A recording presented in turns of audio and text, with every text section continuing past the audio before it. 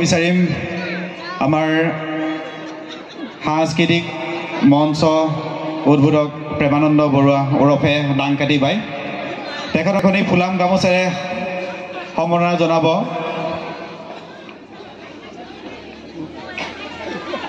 আমাৰ সোণালী জয়ন্তী উদযাপন সমিতিৰ সভাপতি ফুকন চন্দ্ৰ ৰাজবংশীদেৱে এয়া আমাৰ মাজত প্ৰেমানন্দ বৰুৱাদেৱ।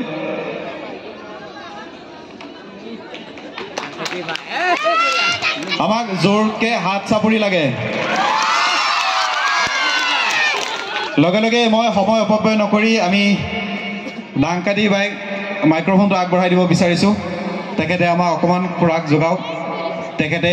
তেখেতৰ বহুমূলীয়া ভাষণেৰে তেখেতৰ বহুমূলীয়া প্ৰতিভাৰে আমাক উৎসাহিত কৰি আমাক খোৰাক যোগাই মঞ্চখনি উদ্বোধন কৰিব বুলি আমি আশা কৰিলোঁ।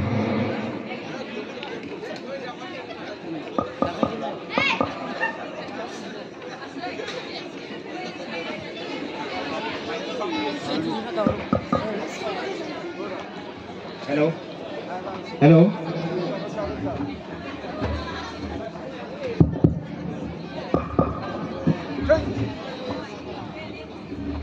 কুহিয়াৰকুছি বাপুজী প্ৰাথমিক বিদ্যালয়ৰ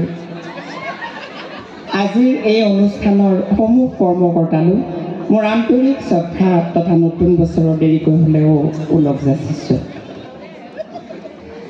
মোক কিছুৰে গৈ আমন্ত্ৰণ কৰিলে, নাহো বুলি ভাবিছিলোঁ যদিও তেখেতৰ প্ৰেমত বেয়াকৈ পৰি গ'লোঁ সেইদিনাখন।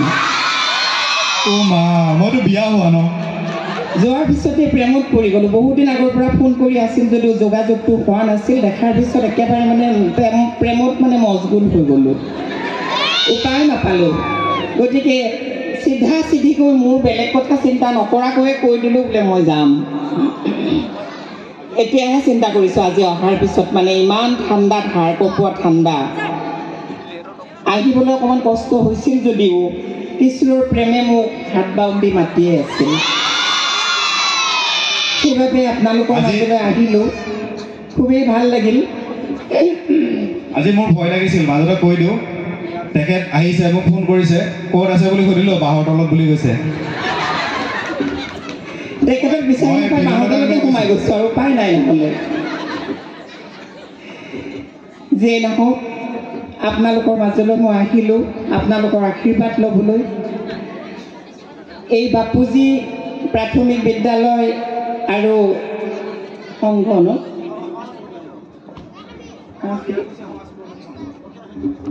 আৰু প্ৰগতি সংঘৰ সমূহ কৰ্মকৰ্তালৈ মই আন্তৰিক শ্ৰদ্ধা নিবেদিছোঁ।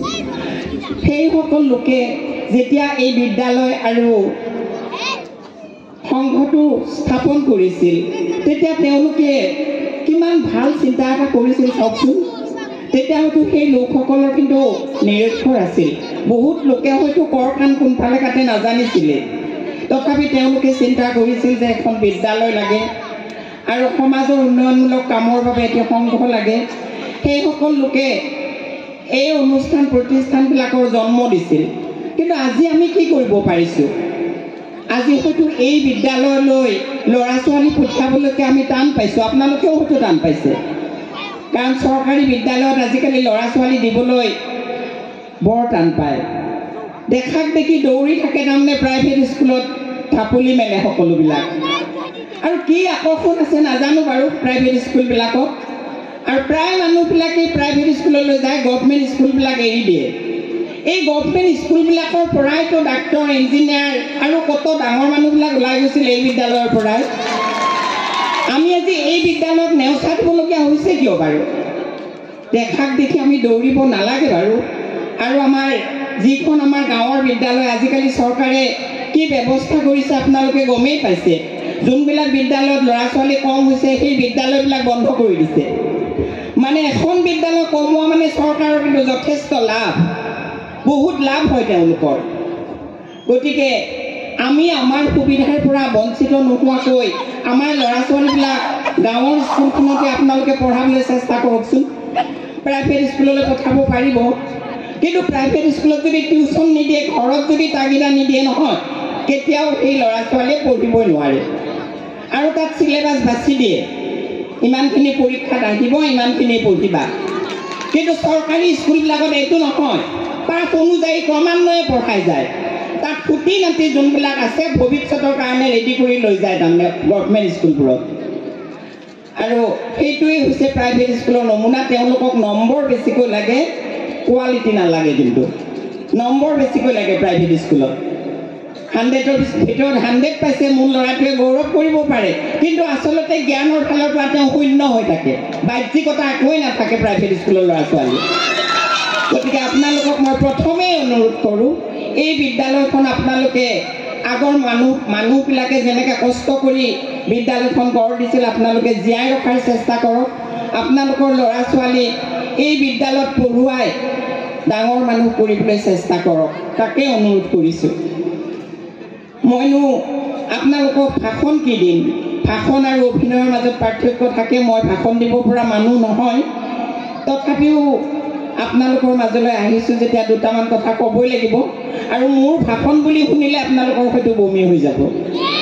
গতিকে মোৰ ভাষণ বুলি শুনিব নালাগে, মাত্ৰ দুটামান কথা ক'ম। আজি ইয়াত যথেষ্ট মানুহ দেখিছোঁ, কিন্তু পুৰুষতকৈ আইসকলক বেছিকৈ দেখিছোঁ। আজিকালি সমাজখন অকণমান ওলটা হ'ল নেকি? মেল মিটিং বহুত কিবা কিবিতে মানে মতা মানুহবিলাক ওলাই নাহে, তিৰোতাসকল আগবাঢ়ি যায়। চৰকাৰেও সেইকাৰণে তাৰমানে এই ব্যৱস্থাটো ৰাখিছে, তিৰোতাসকলক আগৰণুৱা কৰি উলিয়াই দিছে। কিন্তু আত্মসহায়ক গোটৰ কাৰণে হৈছে আই। চৰকাৰে এই ব্যৱস্থাটো আপোনালোকৰ কাৰণেই কৰিছে, কিন্তু সম অধিকাৰ দিছে নহয় আপোনালোকক। গতিকে মতাসকলে কোনদিনাখন দৌৰি থাকিব লাগে ঘৰ এৰি থৈ, তাত ঠিক নোহোৱা হৈছে। কিন্তু গতিকে মতাসকলেও এতিয়া সাৱধান খবৰ হ'ল বাৰু। অকল মাইকী মানুহখিনিকে এৰি নিদি মতাসকলেও চাৰিওফালে ওলাই আহি চাৰিওফালে ধৰি ৰাখক, তাকেই কামনা কৰিছোঁ। এই সুবিধাতে আপোনালোকক কৈছোঁ, আপোনালোকে মোক বেয়া নাপাব। প্ৰায়বোৰ অনুষ্ঠানতে দেখিছোঁ যে মতা মানুহৰ সংখ্যা খুব কম থাকে, মাইকী মানুহে বেছি থাকে।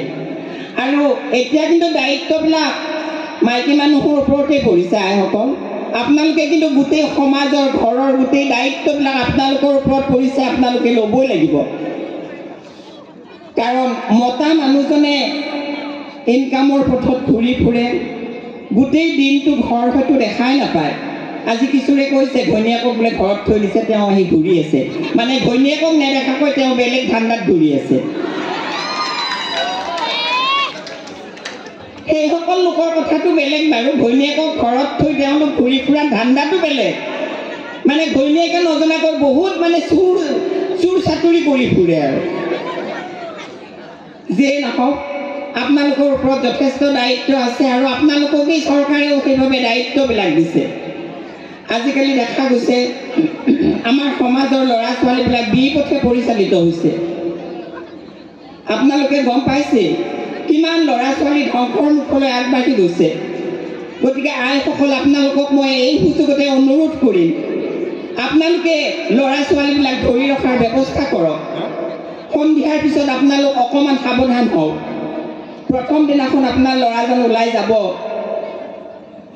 ভাত সাজ খাবলৈ আপুনি ল'ৰাটোক ৰখি থাকক। বহুত ৰাতিলৈ হয়তো ঘৰ নাপাব আহি, কিন্তু আপুনি কষ্ট হ'লেও আপুনি সেই দিনটোত ৰখক। প্ৰত্যেক সন্ধিয়াতে আপুনি প্ৰাৰ্থনাৰ ব্যৱস্থা কৰক।